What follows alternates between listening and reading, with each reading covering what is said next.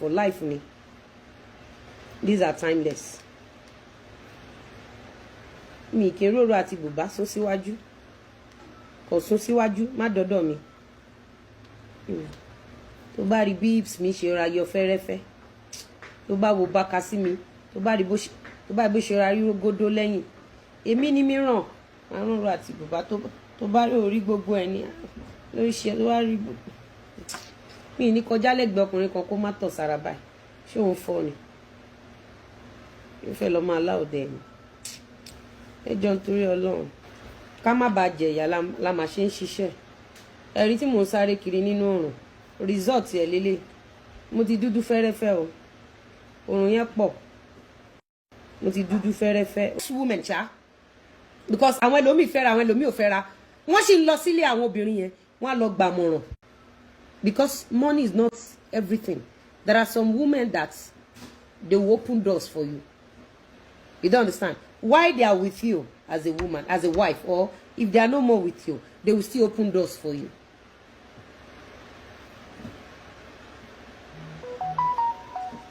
Nígbà tó lórí burúkú títí ẹ dìde tó ní wọ́n ní president àwọn olóṣèlú. I will play what you said. Jẹ́ máa kọ receipt mi lọ wẹ́rẹ́wẹ́rẹ́. Tí wọ́n bá ń bẹ tó bá ń dókó kiri. I saw that video that day. I was just looking.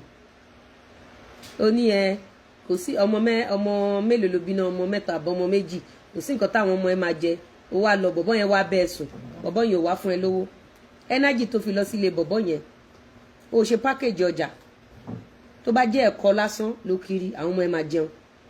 Pardon me, you know me, I'm a traditional woman. Ẹ mọ̀ pé ìyá mi àjọ máa ń kiri ṣe rí bẹ́ẹ̀ mi ṣe máa ronú yàtọ̀ sí bẹ́ẹ̀ gbọ́dọ̀ ṣe máa ronú. Èmi máa ronú typically bí local ni.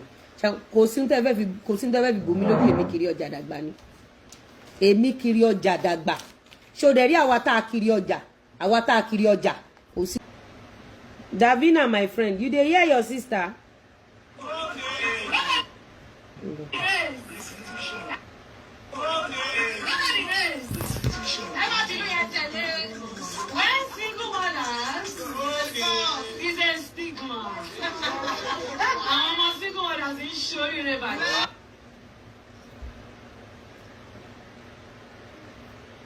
Ìyá mi nìkan ló dá ṣiṣẹ́ mi mo dẹ̀ ṣoríire. Ìyábọ̀ ní 2025 why is ẹ̀yin èèyàn ẹ mà ti gbọ́ àwọn ọ̀rọ̀ yìí tí Lizzy Anjorin tí ó ṣẹ̀ sọ tán nípa Ìyábọ̀ Òjó nínú fídíò yìí lórí ọ̀rọ̀ single mother tàbí kò ṣe single mother ẹ ti gbọ́ àwọn àlàyé èyí tí arábìnrin yìí jáde láti wá ṣe òṣì ọ̀rọ̀ yóò wà lágbára báyìí ò ẹ̀yin èèyàn wa. that you don't have anything reasonable in brain. At least this is end of the year. You don't have anything in brain that